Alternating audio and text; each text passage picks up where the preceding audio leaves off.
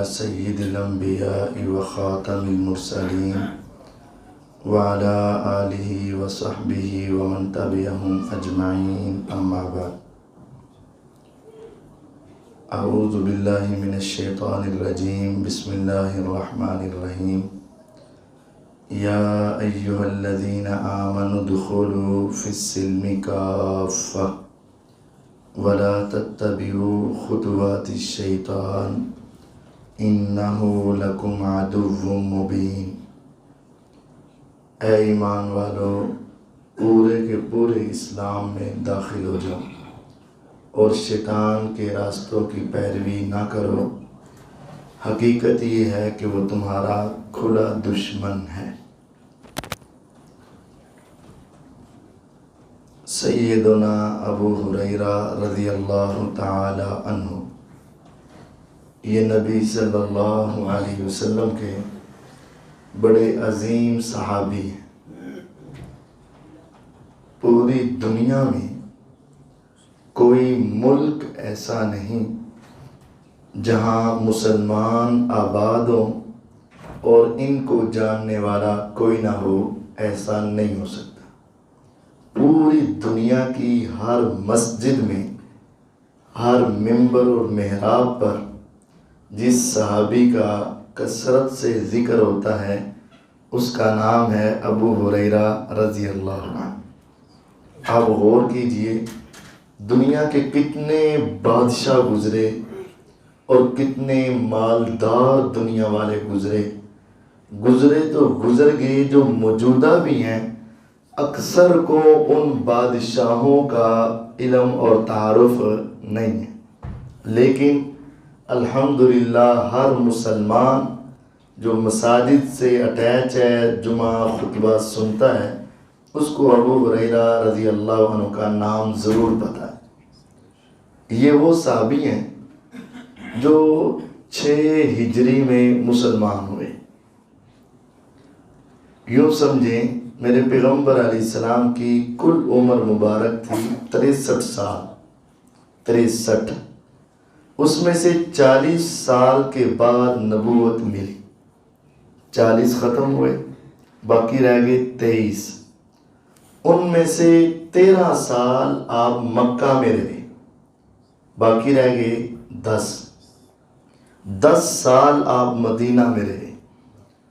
ان 10 سالوں میں سے بھی جو 6 سال گزر گئے نا، اس وقت ابو ہریرہ رضی اللہ عنہ مسلمان ہوئے، باقی کتنے رہ گئے؟ 4۔ یعنی صرف 4 سال پیغمبر علیہ السلام کے ساتھ رہے، لیکن سب سے زیادہ حدیثیں بیان کرنے والے ابو ہریرہ رضی اللہ عنہ۔ تو ان کی حدیث کے ساتھ محبت، لگن، شوق اور پیار اس قدر زیادہ تھا کہ صرف 4 سال رہے اور تمام صحابہ سے آگے نکل گئے۔ سب سے زیادہ حدیثیں روایت کرنے والے، یاد رکھنے والے، آگے پہنچانے والے، لیکن وقت بہت تھوڑا، صرف 4 سال۔ ہمیں کتنا وقت ہو چکا ہے، مساجد کے ساتھ اٹیچ ہوئے 10 سال، 20 سال، لیکن ہمیں اتنی حدیثیں یاد نہیں ہیں جتنی حدیثیں یاد تھی ابو ہریرہ رضی اللہ عنہ کو۔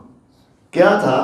وہ جو حدیث سنتے، یاد بھی کرتے، عمل بھی کرتے، یاد بھی کرتے، عمل بھی کرتے، یاد بھی کرتے، عمل بھی کرتے۔ آج ان کی ہی ایک حدیث آپ کو سنانا چاہتا ہوں۔ وہ فرماتے ہیں کہ ہم پیغمبر علیہ السلام کے سامنے بیٹھے تو آپ نے ایک سوال کیا، من یاخذ عنی ہؤلاء الکلمات فیعمل بہن او یعلم من یعمل بہن۔ اے میرے صحابہ، تم میں سے کون ہے جو مجھ سے یہ باتیں سیکھے گا اور پھر خود اس پر عمل کرے گا اور ان کو آگے پہنچائے گا جو دنیا بعد میں اس پر عمل کرے گی؟ یہ کام تو تمام صحابہ نے کرنا تھا کہ وہ خود بھی عمل کرتے اور دنیا کو بھی بتاتے، لیکن پورے مجمع میں سب سے پہلے جس کا ہاتھ اٹھا اور جس نے یہ اپنے آپ کو پیش کیا وہ کون تھا؟ ابو ہریرہ رضی اللہ عنہ۔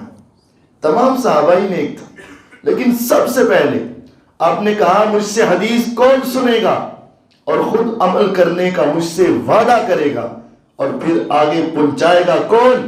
سب سے پہلے ہاتھ اٹھا ابو ہریرہ رضی اللہ عنہ۔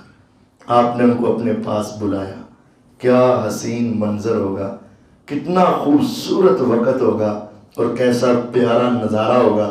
میرے آقا نے ان کو اپنے پاس بلایا اور ریشم سے زیادہ نرم اور کستوری سے زیادہ خوشبو والے ہاتھوں سے ابو ہریرہ رضی اللہ عنہ کا ہاتھ پکڑ لیا۔ پھر 5 انگلیاں تھیں تو 5 باتیں تھیں، آپ نے ایک ایک انگلی کو کھولا اور 5 باتیں ان کو گنوا دی اور کہا ابو ہریرہ لے جاؤ، ان باتوں پہ عمل کرو گے تو پوری زندگی اسلام کے مطابق گزرے گی اور آگے پہنچاؤ گے تو پورے معاشرے کی اصلاح ہو جائے گی اور دنیا میں امن اور سکون پیدا ہو جائے گا۔ اگر آج چاہتے ہو معاشرہ خوبصورت ہو، گھرانہ خوبصورت ہو، خاندان خوبصورت ہو اور مسجد میں نظام اور انتظام خوبصورت ہو، ان 5 باتوں پہ عمل کر لیجئے گا۔ پہلی بات آپ نے فرمایا اتق المحارم تکن اعبد الناس۔ اے ابو ہریرہ رضی اللہ عنہ، حرام کاموں سے بچ جانا، تم دنیا میں سب سے بڑے عابد عبادت گزار بن جاؤ گے۔ عابد عبادت کرنا یہ صرف نیکی کرنے کا نام نہیں ہے۔ عبادت کی 2 قسمیں ہیں، ایک ہے نیکی کرنا اور ایک ہے گناہ چھوڑنا، یہ بھی عبادت ہے۔ آج نیکی کرنے کو صرف عبادت سمجھ لیا گیا، یہ آدھی عبادت ہے۔ نماز پڑھ لی، روزہ رکھ لیا، زکوٰۃ دے دی، صدقہ کر لیا، حج عمرہ کر لیا، یہ آدھی عبادات ہیں۔ آدھی عبادت یہ ہے جن چیزوں سے اللہ تعالیٰ نے روکا ہے ان سے رک جاؤ، ان سے رکنا بھی عبادت ہے۔ آج سب سے بڑے عابد بننا چاہتے ہو تو کرنا تو کام آسان ہے، چھوڑنا گناہ مشکل ہے۔ نیکی کرو، گناہ چھوڑو، 2 کام کرو گے تو تم دنیا میں سب سے بڑے عابد بن جاؤ گے۔ اور آپ دیکھ لو، نماز پڑھی جاتی ہے، روزہ بھی رکھ لیا جاتا ہے، لیکن زبان سے جھوٹ ختم نہیں ہوتا۔ نماز پڑھ لی جاتی ہے، روزہ رکھ لیا جاتا ہے، چہرے پہ داڑھی سج جاتی ہے، لیکن ہیرا پھیری تب بھی نہیں جاتی ہے، فرار تب بھی نہیں جاتا ہے، غیبت تب بھی نہیں جاتی ہے، چغلی تب بھی نہیں چھوڑتا ہے، کسی کا حق مارنا تب بھی نہیں چھوڑتا ہے، بہنوں کے حق پہ حصہ غسل کرنا اور اس کے اوپر اپنا ہاتھ جمانا تب بھی نہیں چھوڑتا ہے۔ گناہ کے کام پہ جس پہ لگا ہوا ہے نا، بس کری سب آپ دعا کرو، بس کری سب آپ دعا کرو، بس کری سب آپ دعا کرو، لیکن خود چھوڑنے کے لیے تیار نہیں ہے۔ بھئی کس چیز کی دعا کریں؟ تم گھر میں بیٹھ جاؤ، کمائی کے لیے نہ جاؤ، میں دعا کر دوں گا تیرے گھر میں خود پیسے آ جائیں گے، اس وقت تو چلے جاتے ہو، سامنے کھانا پڑا ہو تم نہ کھاؤ، بس میں دعا کر دوں گا۔ نہیں، اس کے لیے محنت کرتے ہو، ہاتھ بڑھاتے ہو، آگے ہوتے ہو، تو گناہ چھوڑنے کے لیے بھی تو محنت کرنی پڑے گی نا۔ نماز بھی پڑھتے جاؤ اور سود بھی کھاتے جاؤ اور سمجھو کہ میرا کام ٹھیک ہے، نہیں۔ تکن اعبد الناس، لوگوں میں سب سے بڑے عابد بننا ہے تو نیکی کرنے کے ساتھ گناہ چھوڑنا ہوگا، نماز پڑھنے کے ساتھ سگریٹ پینا چھوڑنا ہوگا، نماز پڑھنے کے ساتھ گناہ کے کاموں سے دور ہونا ہوگا، اس وقت تم دنیا میں سب سے بڑے عابد بنو گے۔ دوسری بات آپ نے یہ سمجھائی وَرْضَ بِمَا قَسَمَ اللَّهُ لَكَ تَكُنْ أَغْنَى النَّاسِ، جو اللہ نے تیرے لیے تقسیم کر دیا ہے نا، جتنا دے دیا ہے اس کے اوپر راضی ہو جا، دنیا میں سب سے بڑے مالدار تم ہو جاؤ گے۔ جو اللہ نے دیا ہے نا اس پہ خوش ہو جا۔ اگر اللہ تعالیٰ نے صحت دی ہے خوش ہو جا، اور اگر کوئی بیماری بھی دے دی ہے تب بھی اللہ کی رضا پہ راضی ہو جا۔ اگر اللہ تعالیٰ نے اولاد دی ہے تو خوش ہو جا، نہیں دی ہے تو تب بھی راضی ہو جا. اگر اللہ تعالیٰ نے مال دیا ہے تو خوش ہو جا, نہیں دیا تو تب بھی راضی ہو جا. اگر اللہ نے اپنا مکان گاڑی دکان دی ہے تو خوش ہو جا, نہیں دی تو تب بھی راضی ہو جا. اور کہہ دے خدایا میں تو ایک چیز چاہتا تھا لیکن ایک تو چاہتا تھا, میری چاہت چھوٹی ہے تیری چاہت بڑی ہے, میری عقل سوچ چھوٹی ہے اور تیرے فیصلے زیادہ حکمت پہ مبنی ہے. اللہ میں تیرے ہر فیصلے پہ راضی. فرمایا سنو تکن اغنى الناس, دنیا میں سب سے بڑے غنی اور مالدار اللہ تمہیں بنا کے رکھ دے گا. اور حقیقت ہے اگر تم اپنے سے اوپر کی طرف دیکھو گے کبھی زبان اللہ کا شکر نہیں کرے گی. انظروا الی من هو اسفل منکم ولا تنظروا الی من هو فوقکم, اپنے سے نیچے کی طرف دیکھا کرو, مال و دولت میں دنیا میں اپنے سے اوپر کی طرف نہ دیکھو کیونکہ اوپر کی انتہا کوئی نہیں. اس سے بڑا وہ, اس سے بڑا وہ, اس سے بڑا وہ, اس سے بڑا وہ, اس سے بڑا وہ, اس کی انتہا کوئی نہیں. دیکھتے جاؤ گے تو ناشکری کرو گے. نیچے دیکھو خدایا جس حال میں تو رکھے میں تیرے اوپر راضی. اور جو انسان روزانہ صبح شام تین مرتبہ یہ کہہ دیتا ہے رضیت باللہ ربا وبالاسلام دینا وبمحمد نبیا صلی اللہ علیہ وسلم, اے اللہ تو میرا رب ہے نا, میں تیرے اوپر راضی ہو چکا.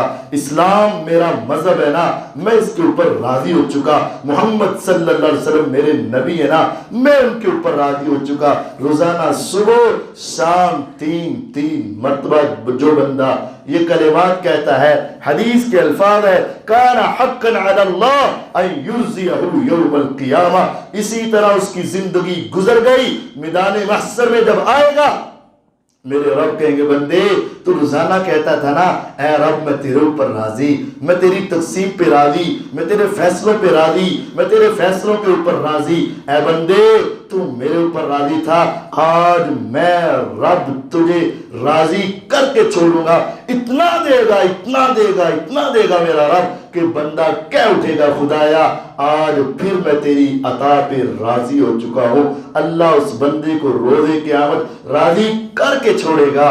آج اللہ کے ہر فیصلے پر راضی ہو جاؤ. جو تم مانگتے تھے مل گیا تو تب بھی ٹھیک ہے, نہیں ملا تو تب بھی ٹھیک ہے. میرے اللہ کا جو فیصلہ ہے میں اس کے اوپر راضی ہوں. اگر ان فیصلوں پہ راضی ہو جاؤ تو دنیا میں بھی تم غنی ہو جاؤ گے, آخرت میں بھی غنی ہو جاؤ گے. تیسری بات آپ نے سمجھائی وَأَحْسِنْ إِلَىٰ جَارِكَ تَكُنْ مُؤْمِنًا, اے میرے صحابی اپنے ہمسائے کے ساتھ اچھا سلوک کرنا تم مومن ہو جاؤ گے.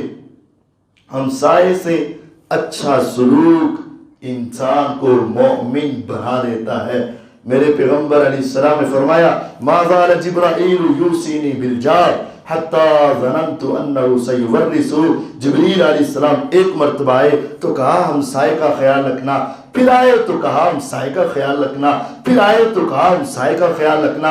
آپ کہتے ہیں اتنی مرتبہ جبریل علیہ السلام میرے پاس آئے اور آ کر ایک ہی بات کہی, ایک ہی بات کہی, ایک ہی بات کہی. مجھے تو یوں محسوس ہوا کہ اب کی بار اگر جبریل علیہ السلام آ گئے تو شاید وہ یہ کہہ دیں گے اے محمد صلی اللہ علیہ وسلم امت کو بتا دو کہ جس طرح تمہارے گھر کے اندر تمہارے خونی رشتے, تمہاری بیٹی, تمہارے بیٹے, تمہاری ماں, تمہارے باپ, ان کا حق ہے نا, کہیں ایسا نہ ہو. مجھے تو یوں محسوس ہوتا تھا شاید یہ بھی کہہ دیا جائے گا جس طرح تیری اولاد تیری وارث ہے, تیرے ہمسائے بھی تیرے وارث بنیں گے. کتنا حکم تھا آپ کا. لیکن آج ہماری کیفیت کیا ہے, اپنی تھڑی اوپر کر لو, سارا پانی اس کے دروازے پہ جائے, اپنے گھر کا سارا کوڑا کرکٹ اپنے گھر کی صفائی کر کے اس کے دروازے کے ساتھ لگا دو, اپنے گھر کی گندی باسکٹ اٹھا کے اس کی دیوار کے ساتھ رکھ دو. کیوں؟ میں مسلمان ہوں, اپنا حق ادا کر رہا ہوں. نہیں, اپنی آواز سے, اپنے کلمات سے, اپنی زبان سے, اپنے عمل سے ہمسائے کو تنگ مت کرنا, ورنہ انسان کے لیے جہنم میں اسی وجہ سے مل سکتی ہے. صحابہ بیٹھے ہوئے, اللہ کے نبی علیہ السلام بھی بیٹھے ہوئے. ایک آدمی اپنے محلے کی بات کرنے لگا, ہمارے محلے میں ایک عورت ہے, آہا کیا بات ہے, تذکر من کثرت صیامہا وصلاتہا وزکاتہا وصدقاتہا. ہمارے محلے کی ایک عورت ہے, نفلی روزوں کی تو بھرمار کرتی ہے, بڑے رکھتی ہے, اور نفلی نمازیں تہجد اشراق نوافل بڑے لمبے لمبے ادا کرتی ہے، اور جب اس کی سخاوت کی بات کی جائے تو بہت دنیا کے اوپر اپنا مال نچھاور کرتی ہے، بڑی نیک عورت ہے، اتنی خوبیاں ہیں لیکن خامیاں بھی ہیں۔ ان میں سے ایک خامی یہ ہے کہ بس اپنے ہمسائے کو زبان سے ٹکنے نہیں دیتی، بس ان کو ٹکنے نہیں دیتی، ان کو بڑا تنگ کرتی ہے۔ ہاں نیک ہے، نمازی ہے، روزے دار ہے، صدقہ و خیرات ہے، بڑا اللہ کی عبادت کرتی ہے، لیکن ایک ہے کہ ہمسایوں کو ذرا تنگ کر کے رکھتی ہے۔ آپ نے جب سنا تو فرمایا ہی فی النار، سن لو، اس کی نمازیں، اس کے روزے، اس کے صدقے، اس کی خیرات، اس کی مال و دولت کا سخاوت کرنا جائے باہر میں، وہ تو جہنمی عورت ہے جس نے اپنے ہمسائے کو تنگ کر رکھا ہے۔ اسلام یہ کہتا ہے۔ پھر موقع کا فائدہ اٹھاتے ہوئے ایک صحابی نے فوراً کہا کہ ہمارے محلے میں بھی ایک عورت ہے، ہم نے اس کے بارے میں یہی سنا ہے کہ وہ صرف فرض ہی پڑھتی ہے، نفل پڑھتی کوئی نہیں، بہت کسی جگہ پہ جا کے نفل پڑھتی، اور صرف رمضان کے روزے فرضی رکھتی ہے، نفلی کوئی روزہ رکھتی نہیں، بہت کم کسی موقع پر۔ اور جب صدقے کی باری آتی ہے نا، کھلے ہاتھوں سے نہیں، اس طرح چٹکی چٹکی، چونڈی چونڈی، تھوڑا تھوڑا ایسے اٹھا کے اتنا اتنا، یعنی بہت کم، جسے کہہ لیں روپیہ روپیہ صدقہ کرتی ہے بس۔ لیکن یہ ہے کہ اس نے کبھی اپنے ساتھ والے، سامنے والے، پیچھے والے ہمسائے کو کبھی کچھ نہیں کہا، کوئی اس کے ساتھ زبان کی وجہ سے، ہاتھ کی وجہ سے تنگ نہیں ہے۔ ہاں وہ نیک تو تھوڑی ہے لیکن ہمسائے کے ساتھ اچھا سلوک کرتی ہے۔ فرمایا سنو ہیا فی الجنہ، نبوت کی زبان آسمان والے کی وحی کی وجہ سے کہہ رہی ہے، اگرچہ اس کی نیکیاں کم ہے لیکن اس نے اپنے ہمسائے کا خیال رکھا، ہیا فی الجنہ، یہ عورت جنت میں چلی جائے گی۔ واللہ لا یؤمن، واللہ لا یؤمن، واللہ لا یؤمن۔ میرے آقا کی زبان ساری دنیا کی زبانوں سے سچی زبان تھی، اور آقا کے کلمات پوری انسانیت کے کلمات میں سب سے اعلیٰ اور سچے تھے، لیکن پھر آپ نے جب قسم اٹھائی تو بات میں اور پختگی آئی، پھر آپ نے ایک نہیں، دو نہیں، 3 قسمیں اٹھائیں، واللہ لا یؤمن، اللہ کی قسم اس کا ایمان نہیں، اللہ کی قسم اس کا ایمان نہیں، اللہ کی قسم اس کا ایمان نہیں۔ صحابہ گھبرائے اور آپ کی طرف دیکھا اور پوچھا آقا کون بد نصیب ہے جس کے بارے میں آپ 3 قسمیں اٹھا کے کہتے ہیں نہیں مومن، نہیں مومن، نہیں مومن، وہ ہے کون بد نصیب؟ آپ نے فرمایا سنو، الذی لا یأمن جارہ بوائقہ، جس کا ہمسایہ اس سے تنگ ہے، سمجھ لو کہ یہ بندہ مومن ہی نہیں۔ آج مومن بننا چاہتے ہو، وَأَحْسِنْ إِلَى جَارِكَ، اپنے ہمسائے سے حسن سلوک کر، ان سے پوچھ لیا کر مجھ سے تنگ تو نہیں ہو، میرے بچوں کی وجہ سے تنگ تو نہیں ہو، کسی معاملے میں پریشان تو نہیں ہو، ہماری آوازوں کی وجہ سے تم پریشان تو نہیں ہو، ہمارے کسی معاملے کی وجہ سے پریشان تو نہیں ہو۔ اگر تیرا ہمسایہ پریشان ہوا تو تیرا ایمان نہیں ہوگا۔ پھر چوتھی بات آپ نے ان کو یہ سمجھائی، وَأَحِبَّ لِلنَّاسِ مَا تُحِبُّ لِنَفْسِكَ تَكُنْ مُسْلِمًا، لوگوں کے لیے وہی پسند کرو جو تم اپنے لیے پسند کرتے ہو، تم مسلمان، حقیقی مسلمان بن جاؤ۔ کتنا بڑا جملہ کہ ساری زندگی کے اعمال کو اس میں سمو کے رکھ دیا، یوں سمجھے کہ سمندر کو کوزے میں بند کر دیا۔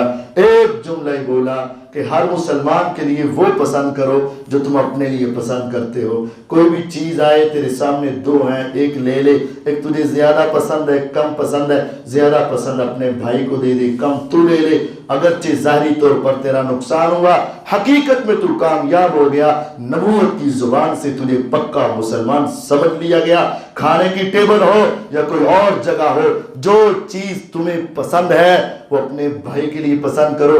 میں چاہتا ہوں مجھے کوئی دھوکہ نہ دے تو تو بھی تو نہ دے، میں چاہتا ہوں میرے اوپر ظلم کوئی نہ کرے تو تو بھی تو نہ کرنا، میں چاہتا ہوں میری غیبتیں کوئی نہ کرے تو تو بھی نہ کرنا، میں چاہتا ہوں میری چغلیاں کوئی نہ کھائے تو تو بھی چغلیاں انگلیاں نہ لگانا، میں چاہتا ہوں میری بیٹی کی طرف کسی کی گندی نگاہ نہ اٹھے تو تم بھی تو نہ اٹھانا، میں چاہتا ہوں میرا ادب احترام کیا جائے، تم بھی تو ایسا کرو نا، میں چاہتا ہوں میرے ساتھ سارے حسن سلوک سے پیش آئے، تو بھی وہ پیش کرنا۔ وَأَحِبَّ لِلنَّاسِ مَا تُحِبُّ لِنَفْسِكَ، جو تو اپنے لیے پروٹوکول پسند کرتا ہے وہ وہی پروٹوکول تو اپنے مسلمان کو دے، جو تجھے اپنے لیے پسند ہے وہ اپنے مسلمان بھائی کے لیے پسند کر لے۔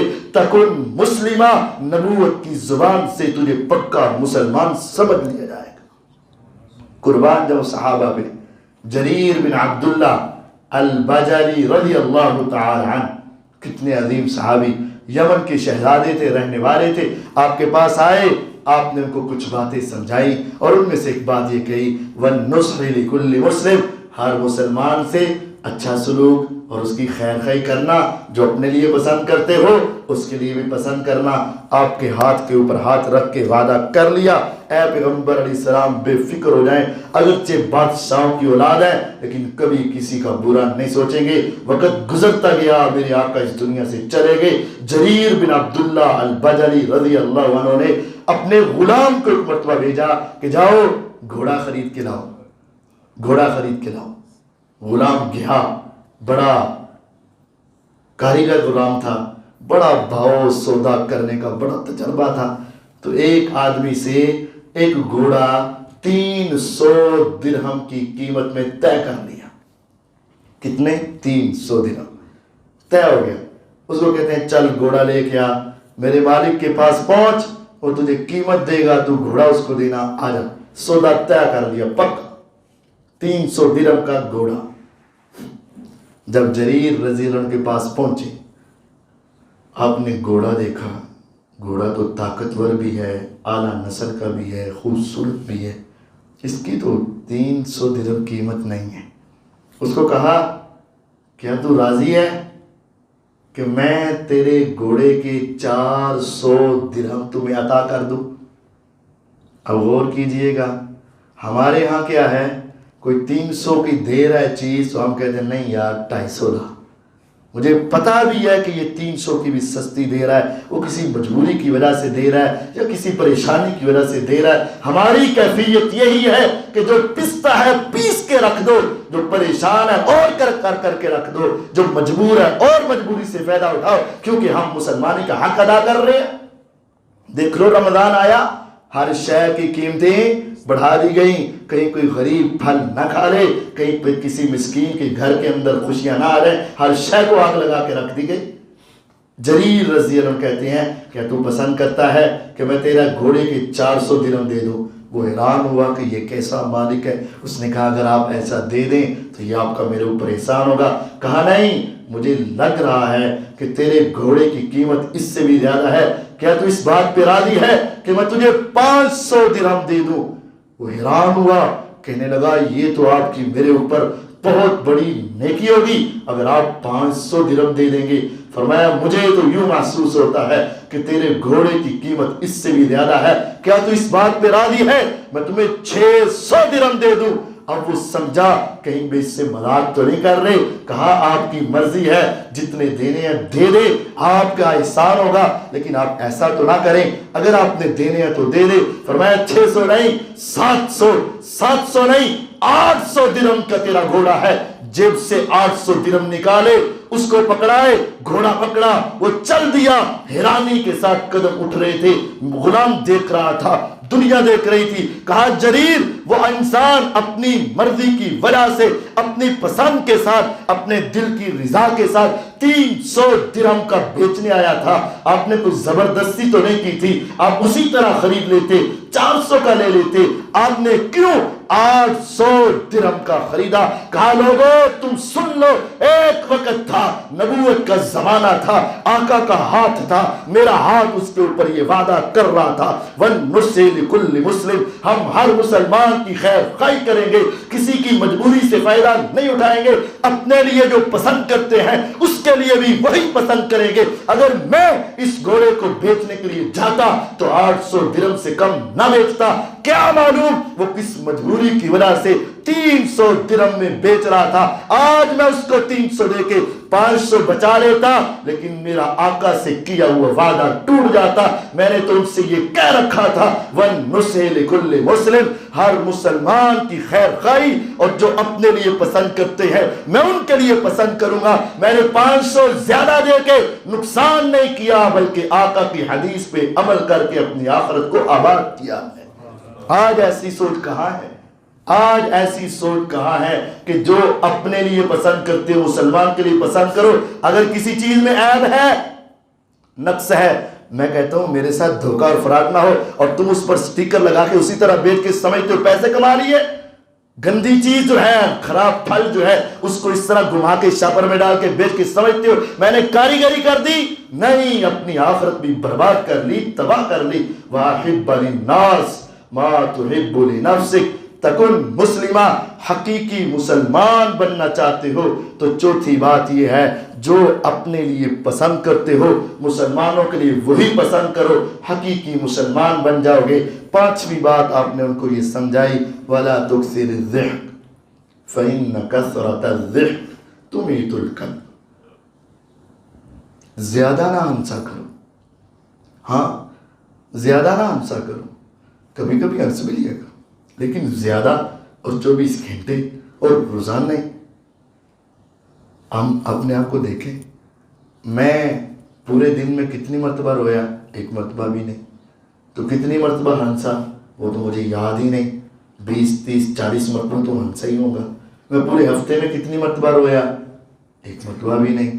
تو ہنسے کتنی مرتبہ، کہکے کتنے لگے، دانت کتنی مرتبہ دکھائی دیے، سب کچھ کتنا مرتبہ ہو، یہ تو یاد ہی نہیں، وہ تو سینکڑوں کی تعداد میں۔ وَلَا تُكْثِرِ الضِّحْكَ، زیادہ مت ہنسا کر، فَإِنَّ كَثْرَةَ الضِّحْكِ تُمِيتُ الْقَلْبَ، زیادہ ہنسنے کی وجہ سے دل کی بادی بنجر اور ویران ہو جاتی ہے، دل مردہ ہو جاتا ہے، پھر قرآن کے اثرات اس طرح نہیں پہنچتے، حدیث اس طرح اثر نہیں کرتی جس طرح بیج بڑا اعلیٰ ہو، لیکن اگر زمینی بنجر اور کلر والی بے آباد ہے تو اس بیج کا کوئی قصور نہیں ہے۔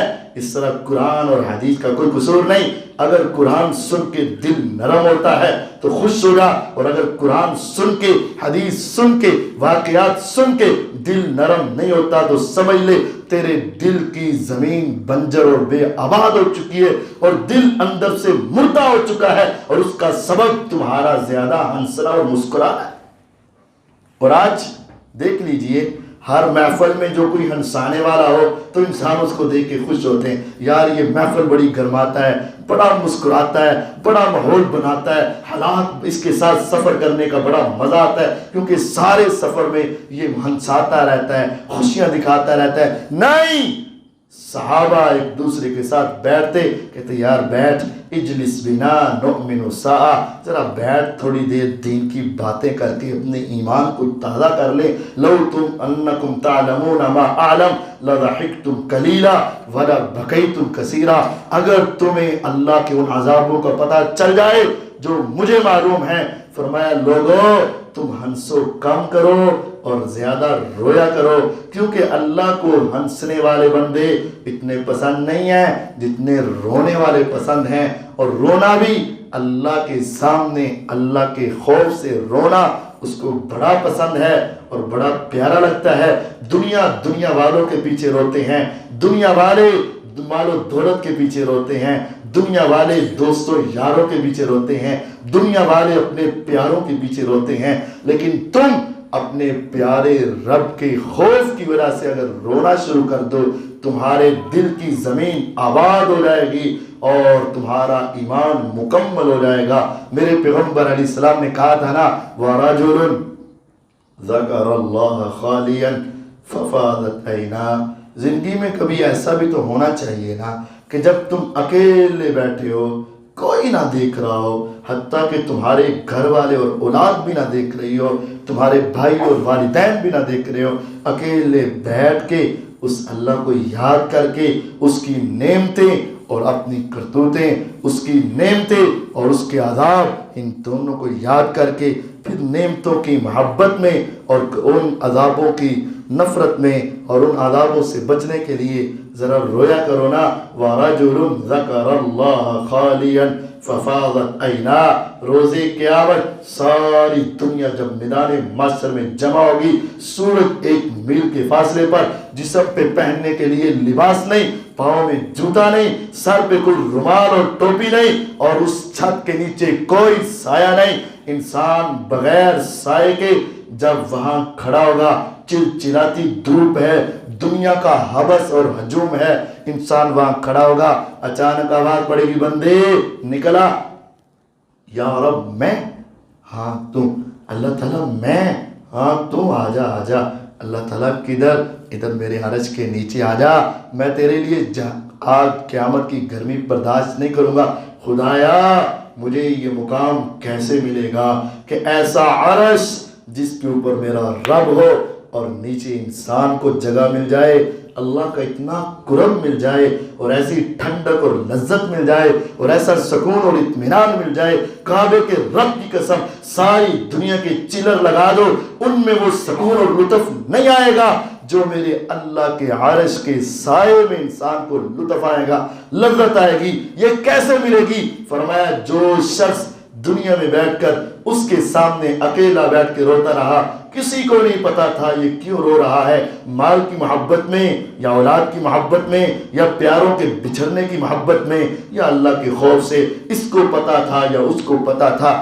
آنکھیں تو برس رہی تھیں، بہہ رہی تھی، آنسو تو قطرے نکل رہے تھے، لیکن اس کا کسی کو پتا نہیں تھا. فرمایا بندے اگر تم اکیلے بیٹھ کر اس رب سے ڈر کر رو گے نا تو اللہ تمہیں اپنے عرش کا سایہ عطا فرمائے گا. اور اگر ہر وقت ہنستے رہو گے، مسکراتے رہو گے اور صرف ہنسنا ہی اپنی زندگی کا مقصد سمجھو گے تو دل تمہارے بے آباد ہو جائیں گے اور دل مردہ ہو جائیں گے اور یہ تباہی اور بربادی ہوگی. یہ 5 چیزیں یاد رکھو. اتق المحارم تکن اعبد الناس. نیکی کرنے کے ساتھ ساتھ گناہ چھوڑو گے تو تب تم لوگوں میں سب سے بڑے عابد بن جاؤ گے. جو میرے رب نے تیری قسمت میں لکھ دیا، مقدر میں کر دیا، اس پہ راضی ہو جا. اے رب میں تیرے ہر فیصلے پہ راضی. دنیا میں سب سے بڑے غنی ہو جاؤ گے. اپنے ہمسائے سے اس نے سلوک کرو، اچھا برتاؤ کرو، تم پکے مومن ہو جاؤ گے. لوگوں کے لیے وہی پسند کرو جو اپنے لیے پسند کرتے ہو، پکے مسلمان ہو جاؤ گے. زیادہ نہ ہنسا کرو، کم ہنسنے کی اجازت موجود ہے، لیکن زیادہ رویا کرو. اگر زیادہ رو لو گے قیامت کے روز ندامت نہیں آئے گی، پھر وہاں رونا نہیں پڑے گا، وہاں ہمیشہ مسکراتے رہو گے، کیونکہ اس حصے کا تم نے دنیا میں اس کے ڈر کے رو لیا تھا. آج رو لو گے تو کل نہیں رو گے، آج نہیں رو گے تو کل پھر رونا پڑے گا. آج ان 5 باتوں پہ عمل کرو گے، دنیا بھی اچھی گزر جائے گی، آخرت بھی سنور جائے گی. اللہ تعالیٰ مجھے اور آپ کو ان 5 باتوں کو سمجھنے اور ان پر عمل کرنے کی توفیق عطا فرمائے. وآخر دعوانا ان الحمد للہ.